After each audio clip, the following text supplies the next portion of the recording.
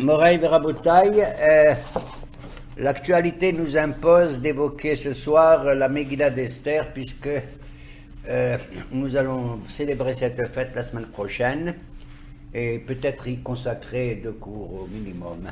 Voilà. Le rouleau d'Esther, c'est ainsi qu'on l'appelle. On l'appelle ainsi Megillah, ça veut dire rouleau, étant donné que c'est un parchemin. On doit écrire la Megillah sur un parchemin, de la même manière qu'on écrit un Sefer Torah. Et quand on doit faire la lecture de la Megillah, il faut l'ouvrir entièrement pour montrer qu'il s'agit d'un rouleau et pas simplement d'un Sefer Torah. Pourquoi on l'écrit comme un Sefer Torah? C'est lui accorder une importance inouïe, contrairement aux autres Ketuvim, aux autres livres de la géographe du Tanakh.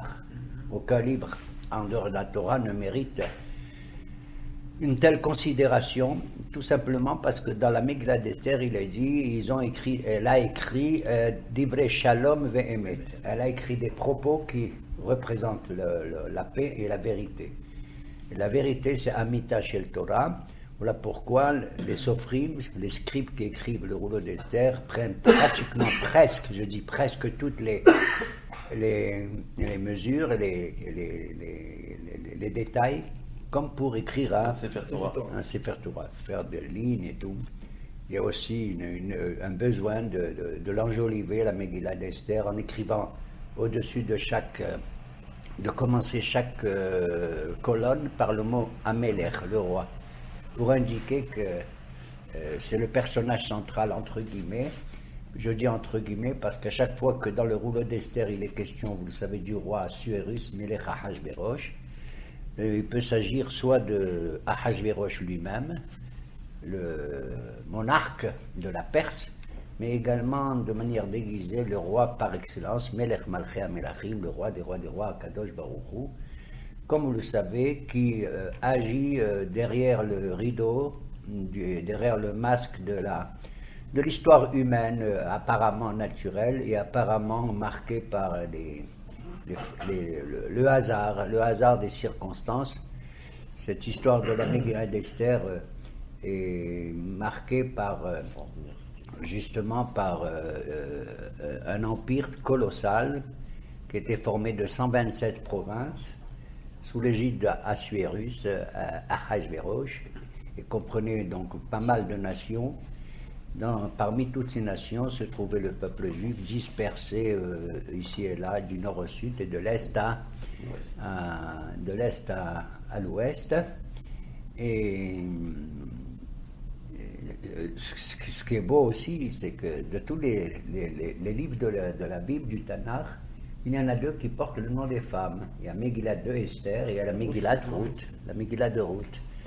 2 personnages très importants et qui ont, en ce qui concerne Esther, sacrifié, et je le dis ouvertement et je le souligne, sacrifié sa propre destinée juive pour le bien du peuple de Am Israël.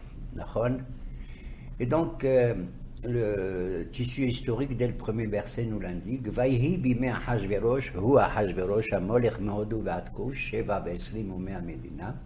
Ce fut au temps de Assuérus, Ahashverosh. À chaque fois qu'une histoire commence par le Vayhi bimei, ce fut au temps, ça veut dire que ça nous annonce une catastrophe. Mais vous le savez, contrairement à un récit qui commence par le mot Ve'aya. Ok? Le Vayhi est triste, c'est Vayhi, oh là là, Vayhi. Et si on ajoute bimei encore, ce fut autant de X, Y ou Z, c'est encore doublement catastrophique. Ça signifie que apparemment tout ce qui va se passer, les événements, sont sous la maîtrise de ce personnage qui s'appelle Ahashverosh, puisque l'histoire se déroule de son temps, comme s'il maîtrisait le temps, comme s'il pouvait faire la pluie et le beau temps à l'insu de Akadosh Baruch Hu, compris nous tous les jours en disant Mashi Baruch Humorid Hageshem. Qui c'est qui fait tomber la pluie et fait souffler le vent? Dans nos prières, c'est Hashem Itbarach qui nous apporte la Parnassa avec la pluie, ce que nous avons mérité cette année ici en Eretz Israël. Vayehi bimé Ahashverosh, oh là là, Ahashverosh, celui qui entend rien que le nom de ce personnage, il dit ah, Rosh. Le Hachamim dans un Midrash, ils disent oh là là, celui qui prononce rien que le nom de ce personnage, il a mal à la tête. Ah, Rosh. Hein? Il y a d'autres explications. Il était le frère aussi du Rosh, de celui qui était le président qui le précédait avant, en l'occurrence Nebuchadnezzar, Nabucodonosor. Et vous savez que on n'a pas vu beaucoup du temps de Nabucodonosor, mais on verra, si Dieu veut, beaucoup le temps pendant la fête de Purim, puisqu'il a dit Hayavinish le bisum de Puria de Puadeloyada d'Aldeloyada ben Arum Aman Baruch Mordechai. Il est permis le jour de Purim de dépasser. Non, le frère est le frère sur le plan moral et dans des midotes et des qualités. C'était un évêque Achashverosh. Oui, je dis c'est le frère, ça veut dire il avait la même, c'était l'horreur pour ainsi dire. Les deux mêmes personnes. On va le voir dans la suite de l'histoire. Donc celui qui prononçait rien que son nom, il avait mal à la tête, comme si on prononçait les Havdil, des noms de salopards et d'antisémites de nos jours et d'il n'y a pas longtemps. Ok? D'ailleurs, il ne faut même pas prononcer leur nom. Si tu prononces le nom d'un rachat, tu dois ajouter Shem Rechaim Yirkab, que le nom des perfides soit réduit en poussière et putréfié. Ok? Oh là là, Ouh, Ahashverosh. Oh là là, tu ajoutes encore. J'ai mal à la tête. Ce fut autant d'Assuérus. Oui, lui, c'est Assuérus. Quoi? Oui, oh. Hakamim ils disent, oh, mithillato va'atsofo haya rasha. Depuis le début de son apparition sur la scène, jusqu'à la fin de son apparition, il était Racha. Quand tu dis de quelqu'un, qui c'était? Ouais, c'est celui-là. Ça peut être en bien, ça peut être en mal. Quand tu dis le ou, quand tu insistes. Tu m'as dit, ce fut autant d'Assuérus, ça va, qu'est-ce qui s'est passé? Non, lui, quoi? Ahashverosh. Quand tu parles de quelqu'un de bien aussi, tu peux dire ou, tu ajoutes. Comme par exemple, ou, Moshe et Aaron. Ou, Aaron, Moshe. Alors, ça dépend. Ça veut dire que Moshe et Aaron, depuis le début jusqu'à la fin, c'était des tzadikim. Ouais, c'est lui, oui, c'est lui. C'est plutôt dans d'Assuérus. Oui, Assuérus. Hamolech meodu ve'atkouch. Qu'est-ce qu'il a? Il a régné depuis l'Inde jusqu'à l'Éthiopie. Hamolech. Il n'y a pas écrit Amelech. De là, nos Chachamim apprennent qu'il n'a pas été désigné le roi de manière directe, officielle, en fonction de ses dispositions originelles ou originales, mais à Molech. Il a pris de force le pouvoir, Molech, contrairement à Melech. À Molech, Mehodou et Atkouch. Wow, un empire colossal. Ils étaient rares, les empereurs qui ont eu un tel empire. À part Nabucodonosor, lui aussi, on dit que même Ahab, le roi d'Israël, avait ça à un certain moment. Ça veut pas dire qu'il dominait toutes les nations, mais il était respecté et ce qu'il disait, il fallait l'appliquer.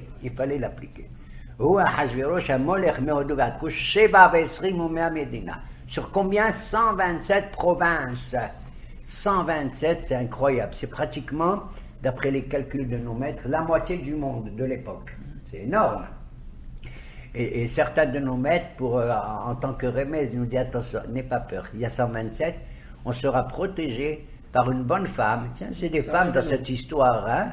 C'est Sarah Imenu. Quoi? Parce que Sarah Imenu, c'est la seule femme qui a le nom d'une paracha dans la Torah, Haye Sarah. Quand on indique quel âge elle avait au moment où elle a quitté ce monde, Sarah, elle avait 7 ans, 20 ans et 100 ans, 127 ans. Elle était aussi belle à 7 ans, à 20 ans qu'à 7 ans, aussi intelligente, j'en sais rien, moi, de 100 ans jusqu'à 20 ans, etc. Alors un jour, Rabbi Akiba, il enseignait ça. Il enseignait ça à ses disciples, à Megillah. Il dit, vous savez pourquoi Esther, elle a remis sur 127? Parce qu'elle était la descendante de Sarah qui a vécu 127 ans. Pourquoi il leur a dit ça? Parce qu'il a vu que ses élèves, comme vous, étaient endormis. Alors pour les réveiller, il a cité un midrash, une parabole un peu fofolle, entre guillemets, d'accord? Et quand ils ont entendu ça, ils ont dit quoi? Qu'est-ce que tu racontes et tout, hein? On est tous descendants de Sarah. Ben oui, et Esther aussi, elle est descendante de Sarah. Qu'est-ce que tu as, marocain? Qu'est-ce qu'il y a? Il n'y a pas que elle. Bon, écoute, ça suffit, il n'y a pas que elle. Alors, mais les gens ne savaient pas d'où elle vient, alors on le dit maintenant. D'ailleurs, le problème dans la Megillah d'Esther, c'est justement, c'est une femme incognito, comme on dit. Hein? Elle ne va pas révéler son identité sur l'ordre de son oncle, puisque c'était son oncle Mardoché, Mordechai. À ce temps-là, que Shevet Amelech Ahashverosh al Kiseh Malchuto, Asher Beshushan Abira. À cette époque-là, lorsqu'il a assuré le trône, son trône, que Shevet, il a assuré le trône. Pourquoi on insiste? Qu'est-ce qu'un roi, il a un trône? Qu'est-ce qu'on a besoin de le dire? D'après nos maîtres, il a voulu faire un trône à l'image exactement du trône du roi Salomon. Waouh, il était tellement beau et connu à l'époque. Salomon aussi avait régné, hein, il était respecté de plusieurs chefs d'État à l'entourage. Et il n'a pas réussi à le faire. Alors, c'est ça qu'on dit, Ke-Shevet, il n'a pas écrit Be-Shevet lorsqu'il fut installé. Ke, ça veut dire à peu près il a réussi à s'installer. Ke-Shevet Amelech Ahashverosh al Kiseh Malchuto, hein? Oui, mais à chaque fois, Shushan Abira. Qui se trouve dans Suse, la capitale, Shushan. D'ailleurs, c'est là que vient la chanson que nos enfants ils chantent à Purim. Shoshana Tia'a, Tza'ala Vesameha. Moi, je me posais la question, pourquoi on dit Shoshana? J'ai cru que c'était la rose. Mais c'est une allusion à Shoshan, la capitale. Tza'ala Vesameha, elle est pleine de joie et de bonheur. Ok?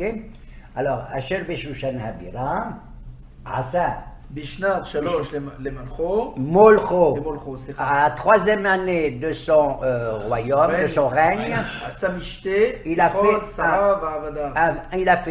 organisé un festin fabuleux à tous les dignitaires, les princes, les ministres, les fonctionnaires. Il a invité tous les puissants de Perse et de la Mède, tous les hauts dignitaires, etc. Un festin qui va durer, vous savez combien? 6 mois. 6 mois, un festin qui dure donc 180 jours. Rabotaï, pourquoi il a attendu à la 3e année de son règne pour faire ce festin? Son calcul comme avait fait Nebuchadnezzar. Exact, Hazak ou Baruch. Il a attendu la 3e année de son règne au lieu de faire ce festin. Dès le début, normalement à l'intronisation, on fait un festin. Exact. Il a attendu Bishnat Shalosh Lemolcho, étant donné qu'il avait fait un calcul. Tous les rois de l'époque, à l'époque, faisaient le calcul parce qu'ils savaient, grâce au prophète Yirmia Jérémie, qui a dit que l'exil, hélas, après la destruction du premier temple, durera 70 ans, et il a dit ça. Et tout le monde, enfin nos ennemis faisaient le calcul, quand est-ce qu'on va arriver et au bout des 70 ans, c'est la fin de l'exil. On retrouve notre souveraineté, on essaie de retourner en Eretz Israël. Et ils font le calcul, ils se sont tous mis le doigt dans l'œil, comme on dit, y compris Ahashverosh, même cette fois-ci. Hein? Pourquoi? Parce que le prophète Jérémie a dit 70 ans l'exil, mais il n'a pas dit à partir de quand. Donc tout le monde fait des calculs. Est-ce que c'est à partir du roi Yechonia? Est-ce que c'est à partir du roi Tzidkiya? Est-ce que c'est à partir du moment où il y a eu les premiers exilés ou les derniers exilés? Ce qui fait que, d'ailleurs, le Talmud de Megillah se pose toutes ces questions. Pour lui, d'après son calcul, c'est au bout de la 3e année de son règne que c'est fini, étant donné que les enfants d'Israël n'ont pas bénéficié du retour au sionisme, au retour en Israël. Ça veut dire que le bon Dieu les a complètement abandonnés. Voilà pourquoi il organise un festin auquel tout le monde est invité, y compris, hélas, y compris les Juifs de l'époque. Quand bien même ce festin sera sous l'autorité de 2 personnages, de 2 vedettes de la Megillah, de Haman, la Asot Kirson Ish Ba'ish, c'est-à-dire sous l'autorité de Haman, un descendant de Amalek, de Agag, et Mordechai lui-même, Ça veut dire que pour les Juifs, on respectait, si vous voulez, les usages gastronomiques de toutes les C'était caché à nations. la madrine. Et on donnait même du vin en fonction de l'âge de tous les personnages. Il avait une série de pinards, que celui qui a 34 ans, il boit un vin qui date de 36 ans, plus âgé que lui, le Rav Yaïl Keyad Amelech. C'est-à-dire qu'il y avait un respect total au niveau gastronomique, vraiment, et puis bon, il y avait un autre manque de respect dans d'autres domaines, bien entendu. Les personnages qui sont invités sont placés en fonction de leur grandeur, comme il dit la Megillah. Il y en avait qui étaient dans la cour, il y en avait qui étaient reçus dans le parc, et il y en avait qui étaient reçus à l'intérieur du pavillon royal. Bahatzar Bitan Amelech, ok? Ce qui va être écrit un peu plus tard. Et au moment où le festin est dans son... Il organise ensuite, au bout des 180 jours, il organise un nouveau festin immédiatement après, mais cette fois-ci dans la capitale, pour les habitants de la capitale. Ça va nous mettre dit, mais il est fou, il a invité les gens de l'extérieur avant d'inviter les gens qui sont les plus proches de lui, puisqu'il est dans la capitale. Ils ont dit non, il y en a qui disent il est bête d'avoir fait ça parce que peut-être qu'il va soulever l'irrespect des gens de la capitale. Comment il les invite les autres avant nous? D'autres disent non, il les a invités après pour que justement les gens de l'extérieur ne se révoltent pas contre lui et ils comprendront les gens de la capitale. Ok? 7 jours, un festin qu'il organise après les 180, et on apprend incidemment que sa femme, la reine, qui s'appelle Vashti, qui porte un nom comme vous le savez, eh bien, elle aussi organise un festin pour les femmes, juste à côté du pavillon royal pour les hommes. Waouh! Et on dit que les deux, ils avaient l'intention justement de faire en sorte qu'on puisse entendre les femmes de là et les femmes entendre les hommes de là, et les conversations portées sur des sujets que je n'ose pas évoquer devant vous, si ce n'est que par quelques petits détails, à savoir qu'elle portait naturellement sur la beauté, sur les femmes, et les uns disaient c'est les femmes perses qui sont les plus belles. Tous les Perses disaient mais c'est les femmes perses qui sont les plus belles. Pourquoi? Parce qu'elles avaient des yeux très perçants, d'accord? Il y avait les hindous, ils disaient non, c'est les hindous, etc., parce qu'ils ne sont pas très hindous, hein, etc. Chacun trouvait que les Suédoises, alors n'en parlons pas, certains disaient qu'elles étaient belles comme ça, d'autres disaient qu'elles étaient Swedumded, Swetsad, etc. Ne parlons pas des gens d'Algérie, waouh, je crois que c'était les plus belles, franchement, à mon avis. Elles sont jolies, les filles de mon pays. Elles sont jolies, les filles de mon pays. Voilà l'ambiance qui régnait pendant 6 mois là-bas dans le Michté.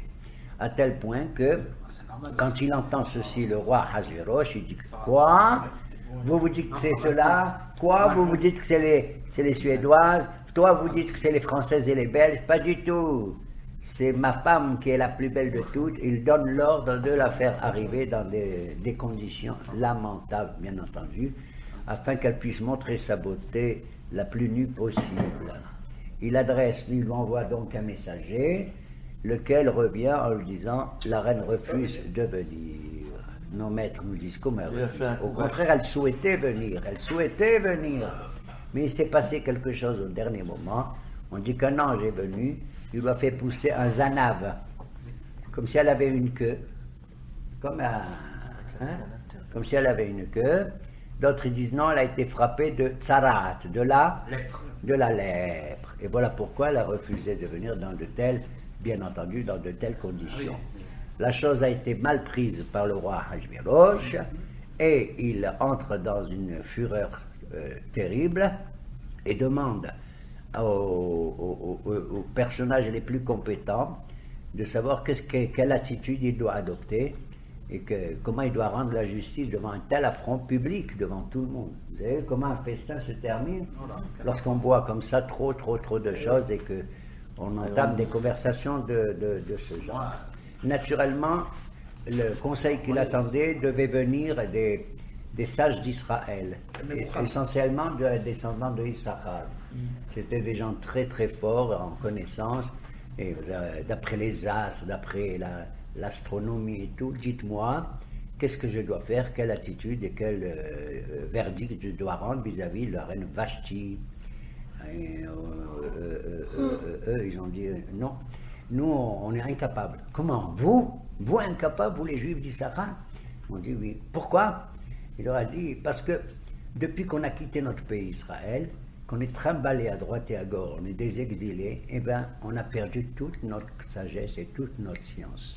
En vérité, ils ont agi comme ça parce qu'ils se sont dit entre eux avant, si on lui dit laisse tomber, c'est pas grave, elle est folle peut-être et tout.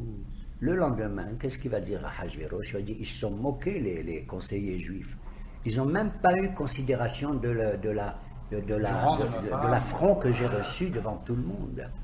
Mais ils ont dit, mais si on lui dit qu'il faut la pendre et là, etc. Donc, quoi? Le lendemain, lorsqu'il va cuver son vin, il va dire, quoi? C'est à cause d'eux, finalement, je ne savais pas, c'est à cause d'eux que j'ai tué ma femme et tout. Ils ont dit qu'on fasse ça ou qu'on fasse ça, de toute façon, on risque. Ils ont dit, écoute, demande les conseils, tu sais à qui? À ceux qui viennent de Ammon et de Moab. C'est les pays de l'autre côté du Jourdain. Eux, il leur dit pourquoi? Ils leur dit parce qu'eux, ils n'ont jamais été exilés. Ils ont toujours vécu dans leur pays. Ils n'ont eu aucun souci comme nous avons été déportés à droite et à gauche. Eux, certainement qu'ils ont encore toute leur science. Et le roi s'est adressé à 7 de ses proches, qui s'appelle Karshena, Memouchan. Il s'adresse à eux, il dit, vous êtes des conseillers merveilleux, vous allez me dire qu'est-ce qu'il faut faire. Nos hachamim, derrière les noms de ces personnages, qui ne sont pas des personnages juifs, et tout se passe comme si, ils ont pris un nom qui correspond à la valeur d'Israël. C'est incroyable. Karshena, le premier, ça veut dire tout ceci en l'honneur des Juifs qui offraient Kar Shel Shana, c'est-à-dire des moutons âgés en sacrifice d'un an. Après, Shetar, j'ai oublié, Shetar, ah oui, Shetar, j'ai oublié. Admata, ça veut dire qu'ils ont construit un hôtel qui est fait de pierre. Tarshish, ils ont le Kohen Gadol, il a dans la poitrine, dans le pectoral, une pierre qui s'appelle Tartésos, le Tarshish. Mérès, ça veut dire quand on fait le Korban à Kippour, on mélange deux sortes de sang, on le mélange, Mérès mélange, pour faire aussi... Marsena, j'ai oublié, parce que je suis fatigué ce soir. Et Memouchan, tout est prêt, Mouchan la poire. Et alors, il a demandé le conseil de ces 7 princes, et c'est le dernier, donc si tu nommes le Memouchan en dernier, c'est-à-dire que c'est le moins important des 7. Et c'est lui Kafatz Baroch. On dit toujours, quand tu poses une question, c'est le plus idiot qui se met à donner la réponse le premier. Memouchan. Il est prêt pour la... Et c'est Memouchan qui portera plus tard, d'après nos maîtres, le nom de Haman. Et qu'est-ce qu'il dit Memouchan? Et Memouchan dit... ויאמר ממוכן לפני המלך והשרים לא על המלך לבדו עבדה ושתי המלכה. Memouchan dit, ça n'est pas seulement contre le roi. Ça n'est pas seulement contre le roi que la reine Vashti a agi de manière inconsidérée, mais en vérité, cet affront touche également toutes les nations et tous les peuples et tous les sarim. Et tous les sarim, tous les dignitaires de l'Empire.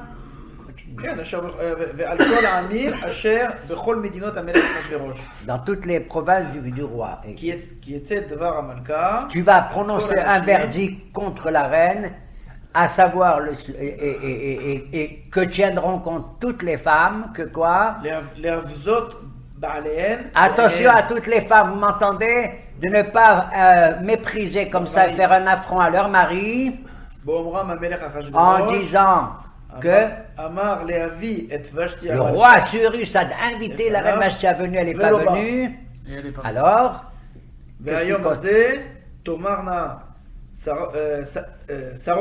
Paras ou Madaï. Dès ce jour que les princesses de Madaï de Perse, oui, les Chol Saré Améler, oui, ou Kedai, Bisayon Vakatsef. Sachez que c'est vraiment la honte nationale, internationale, à travers la reine Vashti qui se fait, et toutes les femmes du monde vont prendre leur exemple et vont mépriser ainsi leur mari.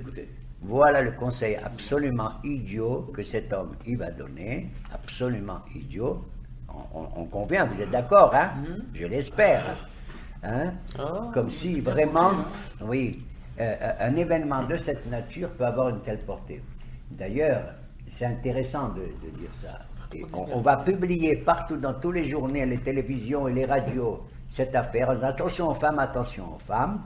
Et les gens qui vont recevoir cette information, ils vont être complètement sidérés. Ils vont dire, mais ils vont tous dire, mais il est fou ce roi. Mais qu'est-ce qu'il croit? Mais nous, on doit considérer nos femmes et tout, et jamais on a ressenti ce genre de choses. Il est complètement dingue, il a bu trop de vin, etc. Pourquoi c'est important ça? Parce que quand plus tard, Haman le salopard, ce fameux Memouchan, va envoyer aussi des directives dans tous les pays de Perse et de Mède, hein, en disant, vous savez, il y a un peuple comme ceci, comme cela, que je déteste et tout, qui s'appelle le peuple juif, et vous allez tous à telle date bientôt, j'ai tiré au sort, j'ai joué au dé comme tout le monde, et c'est tombé le 7 Adar, et alors à ce moment-là, vous allez trucider tous les juifs et tout et tout. Et, bon, et je publie tout ceci en mettant le sceau, le tabarat du roi Achashverosh. Quand les gens ils vont recevoir une telle information, ils vont dire, c'est complètement ridicule ça aussi, c'est aussi ridicule que la première fois qu'il a envoyé que les femmes devraient respecter leur mari, alors que ça n'existe pas du tout. Vous voyez comment vraiment on croit que toute l'histoire de la Megillah se déroule sous le sceau de quoi? Du hasard, des propos inconsidérés, complètement farfelus des hommes, aussi bien du roi Ahasverosh d'ailleurs que de ce fameux Haman, qui était anciennement appelé Memouchan, d'accord? Et c'est ainsi qu'effectivement la reine Vashti fut pendue. Cet événement-là va marquer profondément, pas tout de suite, mais beaucoup plus tard, l'esprit du roi Assuérus. Pour l'instant, il a appliqué cette décision. Vous comprenez? Tous les événements qui vont suivre, si on a le temps d'en parler encore, sont marqués tout simplement par l'autorité des hommes. C'est eux qui décident. Or, nous avons dans la Megillah, on peut dire en gros, 4 personnages. Comme tu vas au théâtre, il y a 4 vedettes.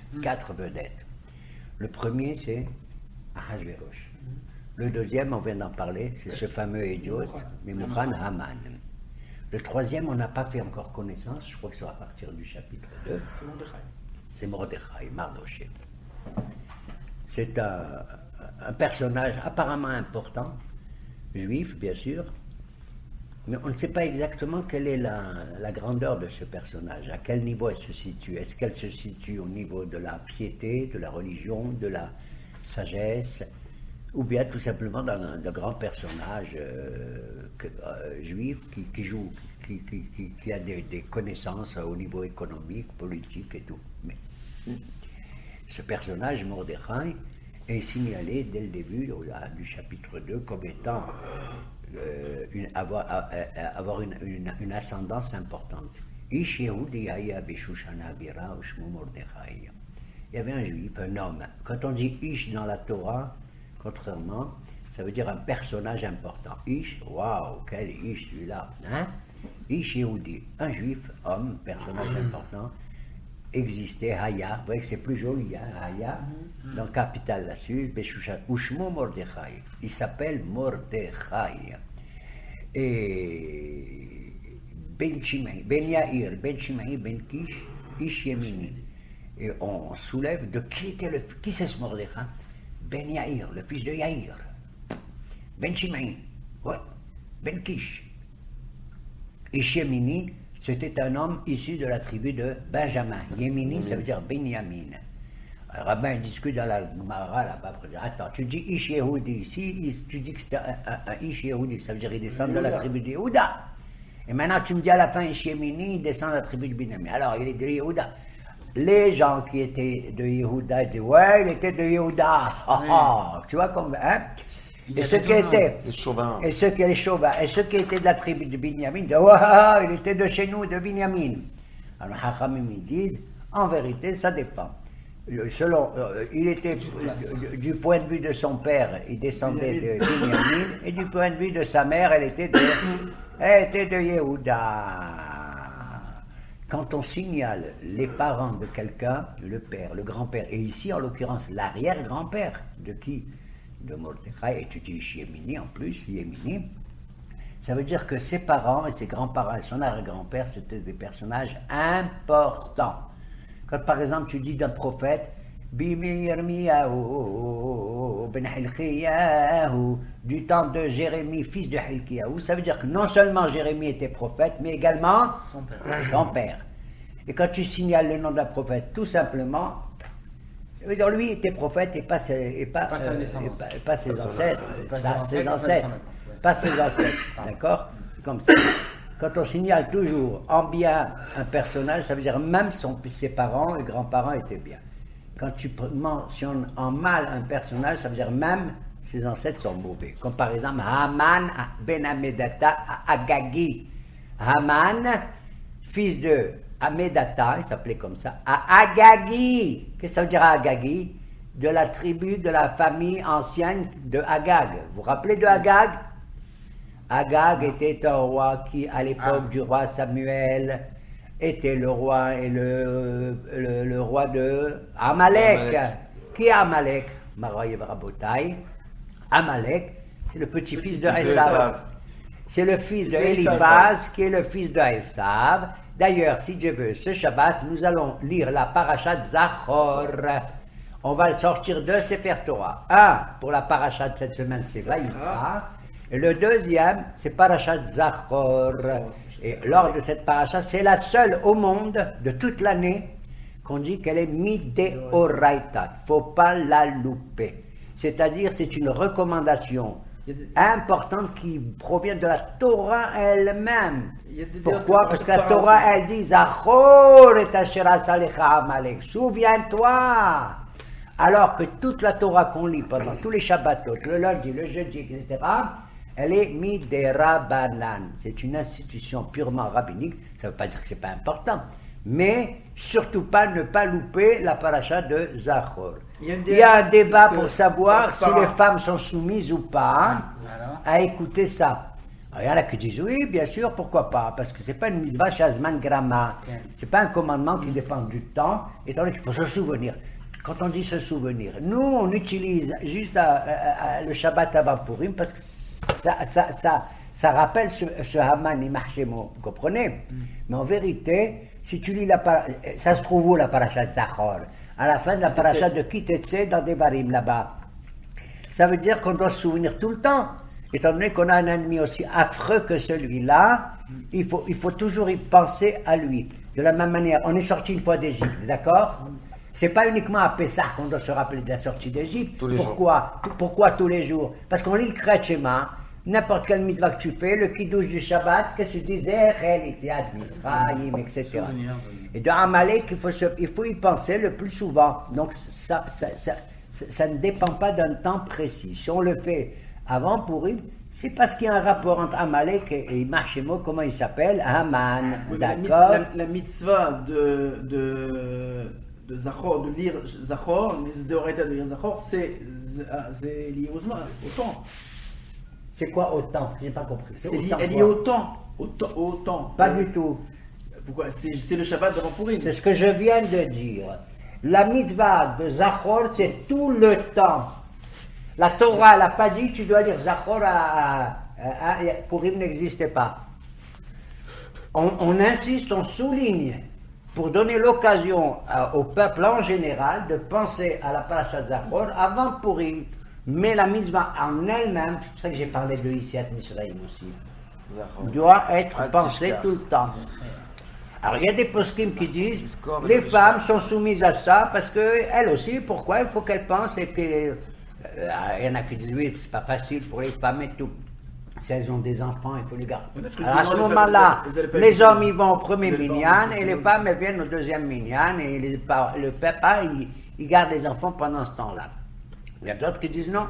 Si elle peut pas, là, c'est bien qu'elle vienne, pourquoi pas, c'est bien.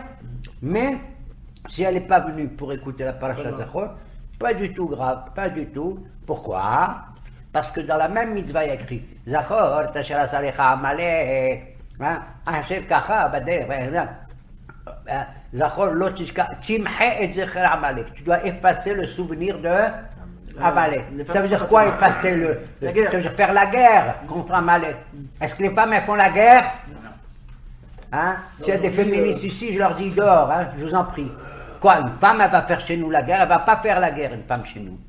Une femme, Kol Kevuda Bat Melech Benima, elle a autre chose à faire. Elle donne la vie. Elle donne la vie, elle donne pas la mort et rien du tout. Elle est Kol Kevuda Bat Melech Benima. Alors il y en a un, il a dit oui, mais attends. Il a dit quand on fait Milchemet Mitzvah, une guerre qui est comme une vraie mitzvah, il y a une différence entre Milchemet Mitzvah et Milchemet Reshut facultative. Qu'est-ce que c'est qu'une Milchemet Reshut? Ça veut dire, notre gouvernement a décidé d'attaquer, j'en sais rien, le Liban, tout ça, pour piquer un territoire ou pour des raisons économiques. Là, on n'engage personne. On n'engage que l'armée en elle-même. Mais Milchemet Mitzvah, qui est pour la conquête du pays, ou bien contre Amalek par excellence, c'est une Milchemet Mitzvah. Tout le monde doit aller en guerre, y compris l'expression qui est employée, Yetze Hatan Mehedrob Vekala Mehupata. Un marié, un Hatan, il sort de sa chambre et la Kala de sa Houpa. Alors tu vois bien qu'elle fait la guerre. Qu'est-ce que tu racontes, Ravguet? Tu dis qu'une femme elle fait pas. Là. On est en plein Amalek ici. Il dit non. Quand on dit que le Hatan il sort, lui, il doit faire la guerre contre Amalek. Peu importe, c'est pendant les 7 premiers jours de son mariage. Il sort pour aller travailler à la place de Mais son la mari. femme, qu'est-ce qu'elle fait? Elle fait pas la guerre. Elle va, cultiver la terre. apporter le secours aux soldats derrière le front, dans l'arrière-front. Elles vont préparer des fricassés, elles vont préparer des macroudes, elles vont préparer, pas du whisky parce que sinon on ne peut pas faire la guerre, c'est des choses comme ça. Comprenez? Elles participeront, mais à leur mesure et tout. Uniquement dans Milchemet Mitzvah, voilà. Mais par contre, elles peuvent venir si elles veulent le matin écouter Parashat Zachor, mais après, l'après-midi, des fois, il y en a qui sortent un Sefer Torah pour les femmes qui viennent écouter. Sortir un Sefer Torah juste pour lire pour les femmes. Il y a une mahleket là-dessus. On sort pas un Sefer Torah stam pour lire comme ça. C'est ce que je viens de dire, il y a une mahleket là-dessus. Il y en a qui disent, étant donné que les femmes, parce que maintenant, je vais te dire, il faut tenir compte. Il y a des femmes maintenant, Dieu, grâce à Dieu, elles sont plus lamdaniot que nos mamans et nos grands-mères. En Afrique du Nord, les femmes, elles n'ont jamais à la cinéma. D'autres elles se disent que ça veut dire ça. Nous, si on ne doit pas écouter, on doit écouter. Alors bon, ceux qui font comme ça, très bien. Ceux qui font comme ça, on va pas faire de mahloket. Dibri hachamim benachat nishma'im, les paroles des sages doivent se faire entendre dans la quiétude. Doivent se faire entendre dans la quiétude. Et donc, cette guerre contre Amalek, le personnage, la troisième vedette après Ahasverosh et Mordechai, Haman, pourquoi?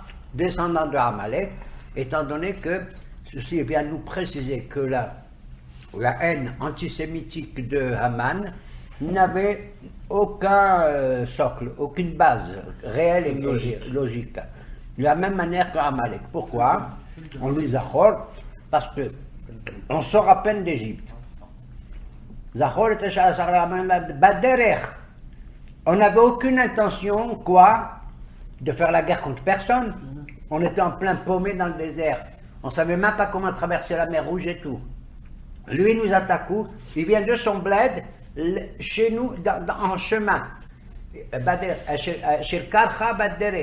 Il arrive de manière inopinée, comme ça, exprès, comme si c'était le hasard. On dit, tu sais ce qu'il a fait à Amalek, on donne une parabole. Il t'a pris par hasard, comme si ça veut dire quoi, Karcha? ça veut dire qu'il agit en dehors de la volonté divine. C'est le micré, le hasard. C'est moi qui est maître du temps. Comme j'ai dit tout à l'heure, et certains disent, comme tu l'as dit, il ressemble à un type qui veut faire du mal à d'autres. Qu'est-ce qu'il fait? Il y a une baignoire qui est bouillante.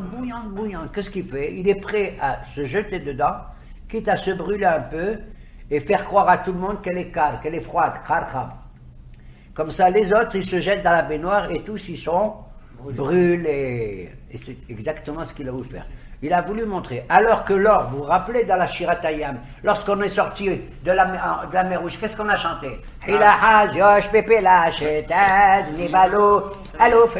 Toutes les nations environnantes, elles étaient prises d'épouvante et de terreur et de frayeur. Nachon?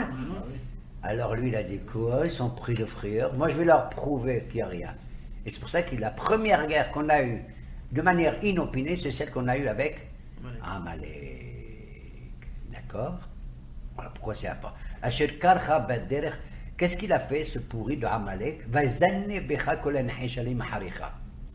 Il a attaqué, pas le peuple tout de suite, semé la terreur parmi nous, il a attaqué la tribu la plus arrière. C'est les gens qui traînent un peu, tu vois. Certains disent c'est la tribu de Dan, qui avait été un peu rejeté derrière le Hanan et Kavod, des colonnes de nuée, de protectrices et tout, pour d'autres raisons, parce qu'ils auraient eu avec eux une petite idole, le Pesel Micha, etc. Mais déjà, il s'est attaqué aux plus faibles, vous avez compris, pour montrer, waouh, au moment, est-ce que nous on était forts? Est-ce que nous on avait une armée? Est-ce qu'on avait un chef d'état-major et des généraux? Rien. Alors que toi, peuple juif, tu étais crevé, fatigué, tu avais faim, tu avais soif et tout. Ils voulaient montrer que voilà, ils ont soif, je profite de l'occasion pour les attaquer. Mais lui, il ne craignait pas le bon Dieu. Donc on voit que le Amalek, le but de attaquer ce peuple, c'est parce que ce peuple, au nom d'Hachem, était considéré comme le Behir Shebaolam, c'est-à-dire le peuple élu, celui qui a été choisi par Dieu. Il a investi tellement pour les faire sortir d'Égypte. Ben moi, je vais vous montrer, dit Amalek, qui je suis. Il n'avait aucun intérêt, absolument aucun intérêt. Tout est marqué par le fait que c'est moi le hasard qui commande le hasard et la détermination des choses. Et de là, on apprend dans la Megillah que justement, quand Mordechai il parle de Haman, et même Haman lui-même il dit, à chaque fois qu'il dit il est arrivé ceci, il est arrivé cela, il dit Kol asher qarahu. Tout ce qui lui est arrivé. Il emploie la même expression de qarha. Vous avez compris? Ça refroidit le personne, ça veut dire qu'il a perdu complètement l'esprit. Quand on a l'esprit refroidi, eh bien on est complètement endormi, on ne sait pas comment attribuer quelles sont les causes et quels sont les effets. Exactement. C'est ça, pour ça que le Haman est fils de Ben Agagi, Ben Hamedata à Agagi. Donc voilà pourquoi l'histoire de Purim qu'on a entamée là ce soir a revêt une très grande importance parce qu'elle va marquer déjà l'origine de cet antisémitisme d'ailleurs jusqu'à nos jours, n'est-ce pas? Et la fin qui sera un peu plus heureuse, un peu plus détendue, bien entendu, mériterait que nous devons la marquer, cette fête, alors qu'elle n'a, je dirais, au fond, je ne veux pas l'exprimer ici ce soir. Moi, elle me fait de la peine.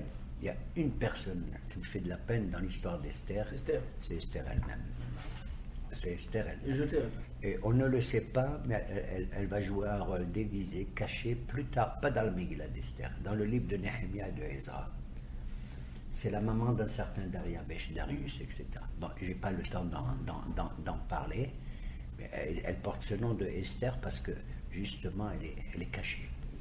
Esther, parce que la Gemara nous dit, mais dites-moi, ces personnages-là, ils ont l'air d'être comme ça, d'agir au nom de leur propre force, leur propre qualité et tout. Tout je sais que... D'où existe Esther? Dites-moi, je vais avoir la preuve qu'Esther existe. Mais tu te moques de nous. Esther, elle existe, il y a écrit la Megillah d'Esther, on voit ce qu'elle a fait, on verra ce qu'elle a fait. C'est elle, justement, qui va renverser tout. Quand on dit Venahapochou, tout est complètement renversé. Un monsieur comme Mordechai, intelligent comme tout, qui va amener la catastrophe, entre guillemets, il a fait exprès, mais il amène la catastrophe, étant donné qu'il ne veut pas se prosterner devant Haman, sous prétexte que, selon Rachi, Haman portait des images d'idoles sur lui. Mais en vérité, on a le droit de se prosterner, à l'époque surtout, devant un grand personnage. Alors, Mordechai, qui a refusé de se prosterner devant Haman, d'ailleurs des rabbins vont le lui reprocher, entre guillemets, plus tard, va semer la catastrophe du génocide. Parce que Haman ne va pas jeter son dévolu uniquement sur Mordechai, mais sur tous les Juifs, quand on va lui dire celui-là, c'est seul. D'accord. Et devinez pourquoi c'est Venahapochou, c'est complètement renversé, c'est le contraire de tout ça. Tout le monde est déguisé. Grâce à qui? Non. Grâce à qui? Incroyable. Cette femme qui s'appelle Esther, qu'est-ce qu'elle va faire? Elle va, se prosterner devant Ahashverosh, qui a donné l'ordre à tout le monde de se prosterner devant Haman. Ah, vous avez vu l'intelligence? Ça, je le signale sans plus, sans rien dire comme ça. Et la Torah de Hachamim, dans la Gemara, dites-moi, Esther, celle-là, elle existe? Ça veut dire elle existe, on raconte son histoire. Bien sûr que c'est une histoire vraie. Il dit non, je veux savoir si elle a une origine dans la Torah, cette femme. Une origine. Il dit, d'où vient Esther? Parce qu'elle a deux noms, elle s'appelle Esther et Hadassah. Et il dit, Esther existe parce que le bon Dieu, un jour, il a dit, il arrivera un temps où je vais cacher mon visage. Personne ne saura que c'est moi qui conduis le monde. Les présidents, les ministres, les premiers ministres, tout cela là, ils croient que c'est eux qui dirigent le monde, mais c'est moi qui le dirige. Hein? Anochi Esther, Esther et Panay. Moi, oui, je cacherai mon visage. C'est de là que vient le beau nom de Esther. D'ailleurs, en français, Esther a donné le nom de astre, l'astre. Vous avez vu? Un astre. Il est loin, mais il est visible finalement, comme ça. Hein? Asteroth, Astarte, c'est aussi le nom d'une divinité païenne, sachez-le. Et il dit, ah bon? Et qu'est-ce qu'elle représente? Elle représente aussi un parfum parce qu'elle s'appelle Hadassah, comme les plantes, les myrtes qu'on utilise, la Hadassah, hein? Avec l'herbe minime. Après, il te dit, bon, d'accord, alors Esther, elle a une origine thoraïque, franchement, du temps de moi. Oui! Et Mordechai, d'où il vient? Mordechai, on en parle dans la Megillah, que tu me casses les pieds. Non, je veux savoir quelle est son origine dans la Torah. Quelles sont ses qualités, ses capacités. Il te dit, Mordechai, oui, c'est dans la Torah. Quand on fait les parfums, quand on fait le Shemen HaMishcha, quand on fait l'huile d'onction pour introniser les prêtres et les rois, parmi les parfums, on utilise le Morderor, comme c'est écrit dans la Torah. Morderor évoque quoi? Mordechai. C'est un parfum. Et qui c'est Haman? Mais Haman est encore la même question. D'où on sait qu'Haman c'est quelque chose de très lointain. Il tire son origine de qui? Et tu sais de qui il tire son origine? Du Yetzirah lui-même. Où? Il y a écrit quand Adam et Chava ils étaient dans le Gan Eden, le jardin d'Éden, le bon Dieu, ils ont mangé, ils ont fait le péché, et le bon Dieu il dit à Adam, Hamin ha'etz atachalta, Hamin ha'etz, Hamin. Vous avez compris? Le mot Hamin, est-ce que c'est de l'arbre? Ça peut se lire Haman. Étant donné que dans le Sefer Torah, il n'y a pas de voyelle, il n'y a pas de point, d'accord? Est-ce que Haman? Et là où c'est catastrophique, incroyable, mais vrai, dans la même traité de la Gemara, on te demande, est-ce qu'Esther, elle existe dans la Torah? Oui. Est-ce que Mordechai, elle existe dans la Torah? Oui. Je te donne la preuve. Est-ce que Haman, il existe? Oui. C'est l'arbre de la connaissance du bien et du mal. Tu sais ce qu'elle te demande maintenant? Est-ce que Moshe, il existe dans la Torah? Dis donc, tu te fous de ma poire. On me demande si le nom de Moïse et les actions de ce personnage existent dans... Mais il n'y a que lui! Depuis qu'il est né, vous vous rappelez? Même une femme qui n'était pas juive, une merveilleuse femme comme Bathia, elle lui a donné le nom de Moshe. Elle a sauvé de l'eau. Et il y a combien de fois, il y a des centaines de fois écrit. Et le bon Dieu, il a dit à Moshe, mais Moshe, et bon Dieu, il a parlé. Je me demande si Moshe, il existe dans la Torah. Il dit non, je voudrais savoir si ce personnage qui existe, oui, là, dans l'histoire, sur la scène du théâtre, oui, d'accord, il existe. Mais je voudrais savoir si ce personnage de Moshe existait comme Mordechai et Esther, la Megillah d'Esther, la révélation de ce qui est caché. Est-ce qu'il existait bien avant de manière cachée? Réponse de la Gemara, oui. Moïse, Moshe existait bien avant d'entrer dans l'histoire humaine en tant qu'homme. Tu sais quand? Au moment où l'histoire, le monde a connu un trouble terrible, que le bon Dieu a voulu effacer toute l'humanité, à l'époque du Maboul, du déluge. Tu te rappelles ou pas? Du temps de Noé.